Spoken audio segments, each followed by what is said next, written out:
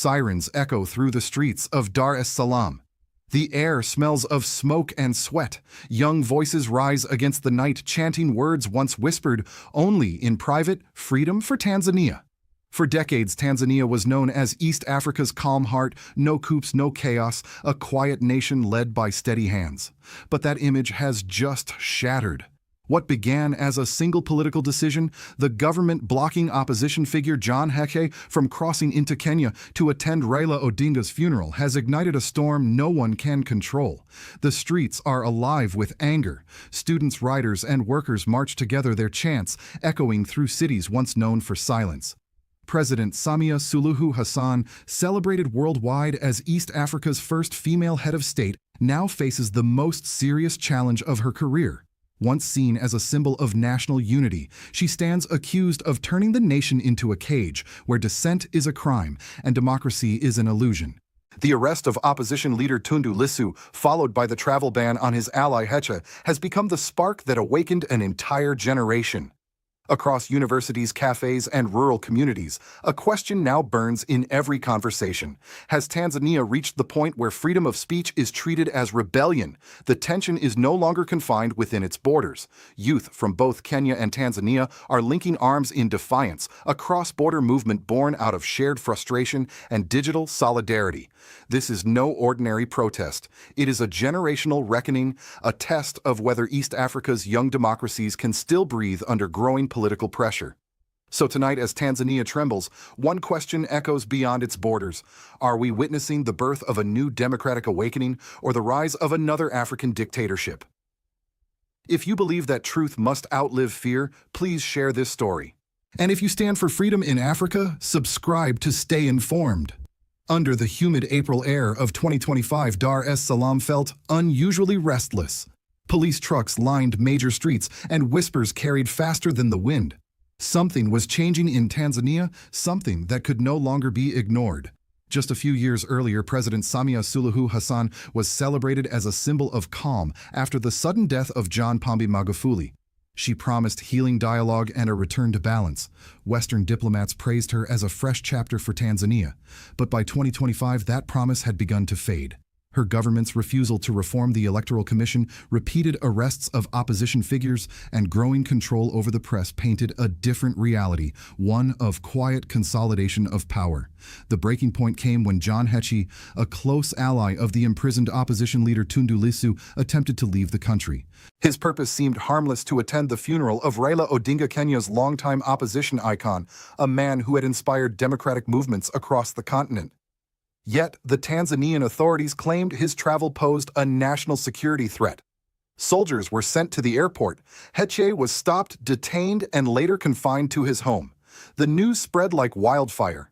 Within hours, hashtags "JARC Let Heche Go" and "Span Free Lissu" trended across Tanzanian social media.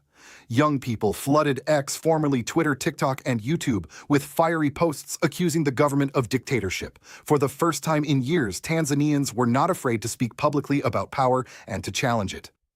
At the University of Dar es Salaam, hundreds of students gathered on the campus lawn waving handmade posters that read, "Freedom is not a crime." The atmosphere was electric, a mixture of hope and fear. Police trucks circled the area, but the chants grew louder. A young woman named Aisha, speaking through a megaphone, declared, "If they can stop Heche from attending a funeral, what else can they stop us from doing tomorrow?" Across the country, small protests began to appear in Arusha, Dodoma, Mwanza, and even in rural towns long isolated from political debate. Local riders, known as boda boda drivers, joined in solidarity, their motorcycle horns merging into a thunderous roar of resistance. For them, this was not just about politics, it was about dignity. In the capital, government spokespersons dismissed the unrest as youth confusion fueled by misinformation.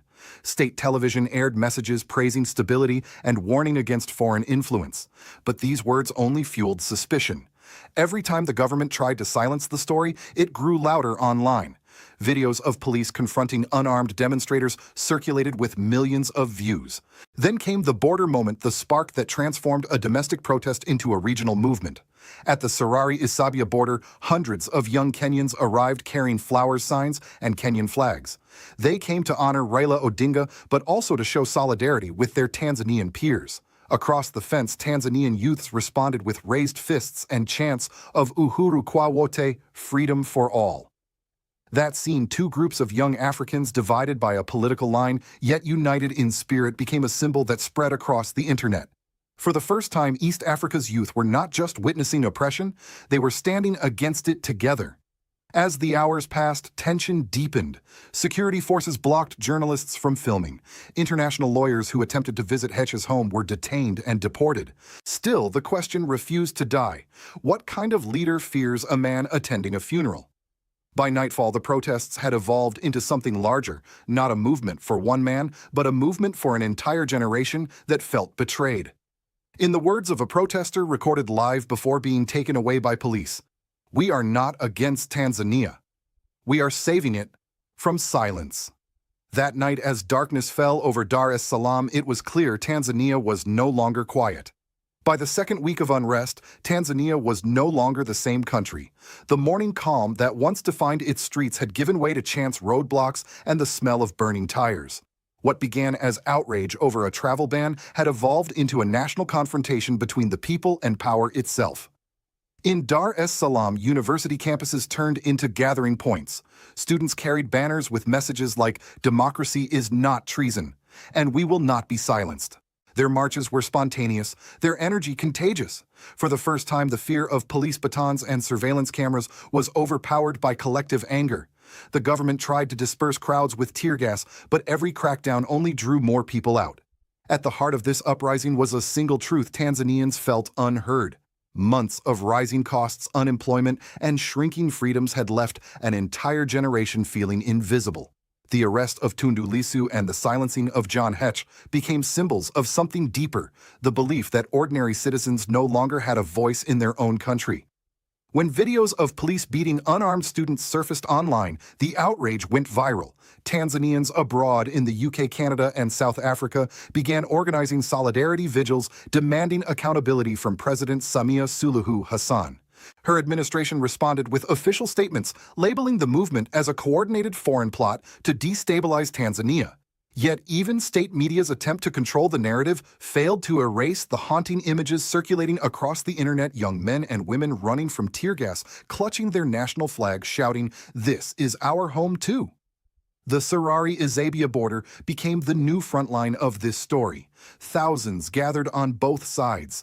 Kenyan youth carried portraits of Raila Odinga and placards that read, "Justice has no borders."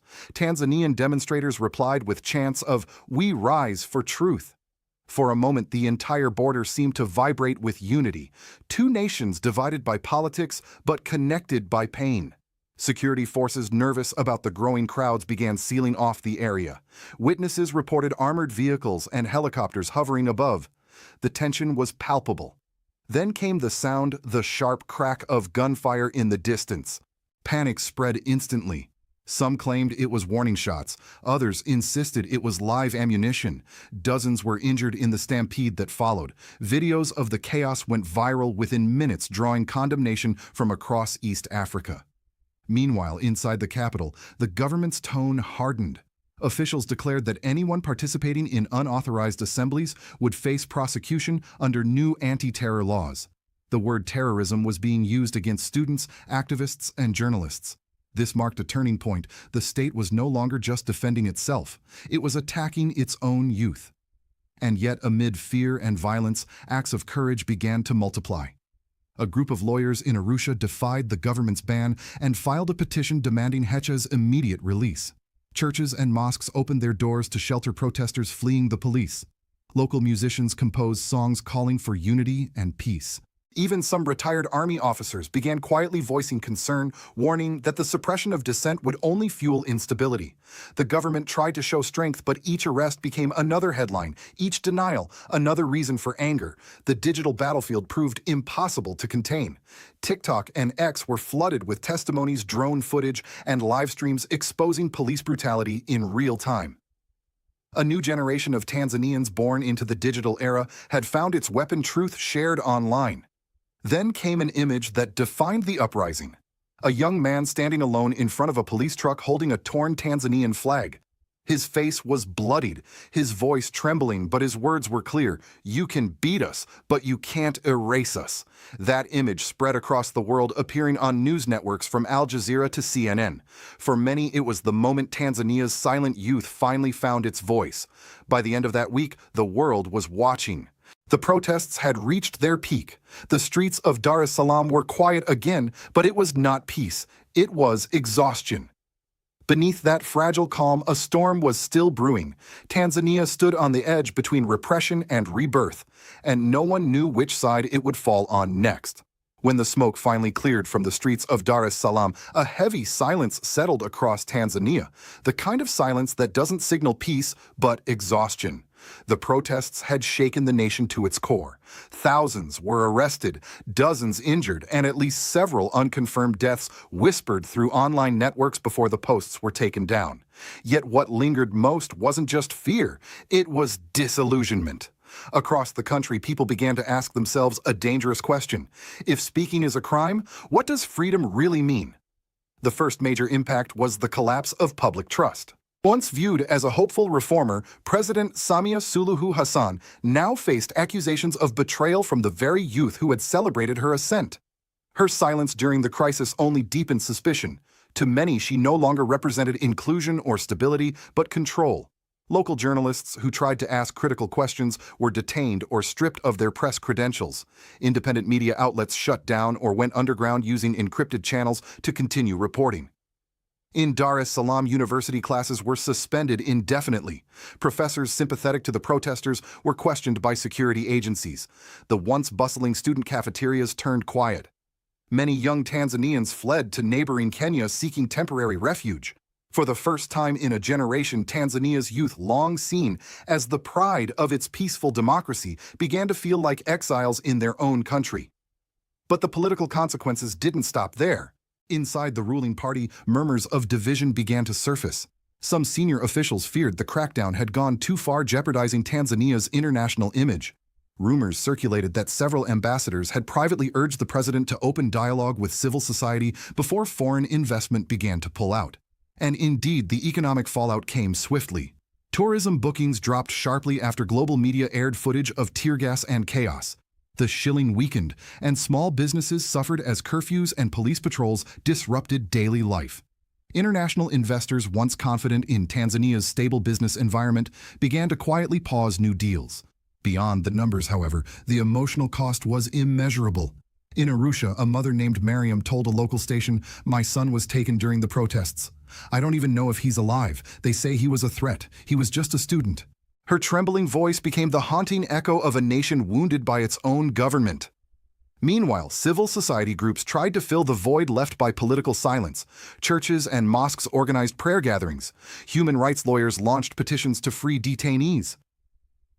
A coalition of youth movements known as Generation Uwazi, the Swahili word for transparency, emerged online calling for truth commissions and constitutional reform.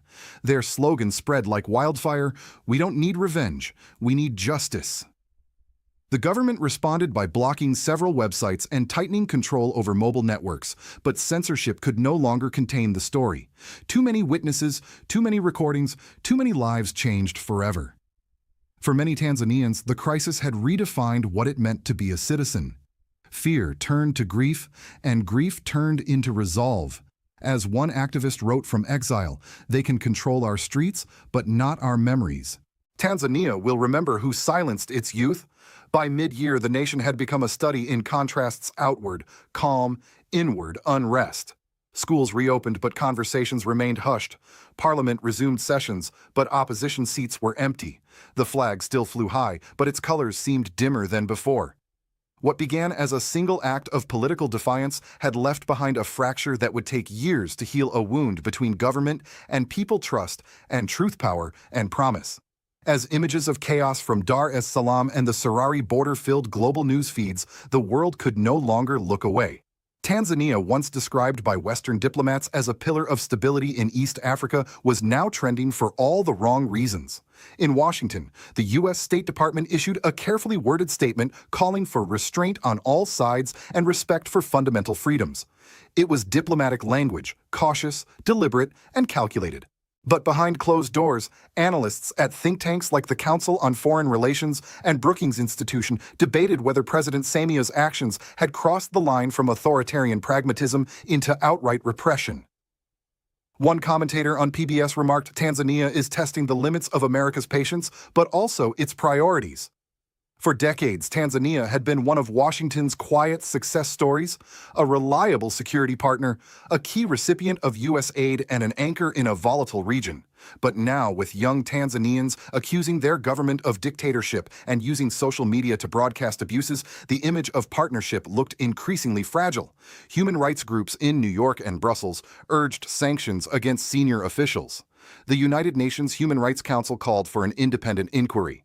Yet the West's response remained restrained, unwilling to alienate an ally in the region while juggling crises in the Horn of Africa, Gaza, and Ukraine. Meanwhile, African voices began to rise in response. Kenya's opposition leaders condemned the violence and urged President Samia to release all political prisoners. South Africa's parliament debated whether the African Union should intervene, citing fears of a ripple effect across the continent's fragile democracies. Even Ibrahim Traoré of Burkina Faso, speaking during a youth conference in Ouagadougou, warned that a democracy that silences its people is no democracy at all. His words resonated far beyond West Africa, drawing comparisons between Tanzania's unrest and the wave of popular awakenings spreading across the continent. European media outlets framed the crisis differently. The BBC emphasized a woman president under immense pressure, while Le Monde in France questioned whether Western silence reflected double standards in Africa. Russian and Chinese state media, on the other hand, used the turmoil to criticize the West's narrative of African democracy, arguing that Tanzania's unrest proved that imported political models were doomed to fail. Across the African diaspora in London, Atlanta, Toronto, Tanzanian students and activists staged peaceful marches holding placards reading "Justice for Lissu, Freedom for Hech." They reminded the world that this was not a geopolitical chess game, but a human story, one of broken promises and unfulfilled dreams. By late 2025, global attention began to fade as newer crises took center stage. But the question remained, what will Tanzania become in the eyes of the world? To some, it was a nation struggling through the growing pains of democracy. To others, it was a warning proof that even the most stable African states can fall into repression if power goes unchecked. For Washington and its allies, Tanzania had become an uncomfortable mirror, a reminder that democracy left unattended can wither, not with a coup, but with silence. And for the rest of Africa, it had become a lesson that freedom cannot be imported or imposed. It must be defended again and again by those willing to speak, even when the world stops listening. Dawn returns to Dar es Salaam, but the air still feels heavy. Streets once filled with chants now lie quiet, littered with the ashes of burned posters and the echoes of unanswered questions. The government calls it restoration of order.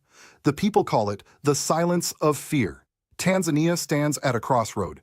One path leads back to control, to the comfort of authority and the illusion of stability.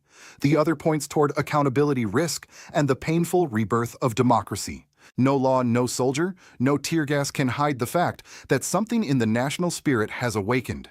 And once a people have tasted the courage to speak, it is impossible to make them forget the sound of their own voices. Beyond Tanzania's borders, the lesson is clear. Across Africa, from Nairobi to Niamey, from Ouagadougou to Addis Ababa, citizens are watching closely. They see that democracy is not a gift handed down by presidents or donors. It is a muscle that must be used or it weakens. Today's silence in Tanzania could easily become tomorrow's warning for the continent. When governments fear their youth, the future itself is in danger. For older generations abroad, for those in the United States who remember the civil rights marches of the 1960s, the images from East Africa feel hauntingly familiar. The raised fists, the police lines, the unarmed courage. History does not repeat, but it rhymes. And perhaps that rhythm heard again through African voices is what democracy needs to remember its heartbeat. In this moment, the question is not only for Tanzanians, will we choose silence or will we choose to listen? Because when a nation begins to silence its youngest citizens, it is not only losing dissent, it is losing direction. So let us speak of this, share this, and refuse to look away.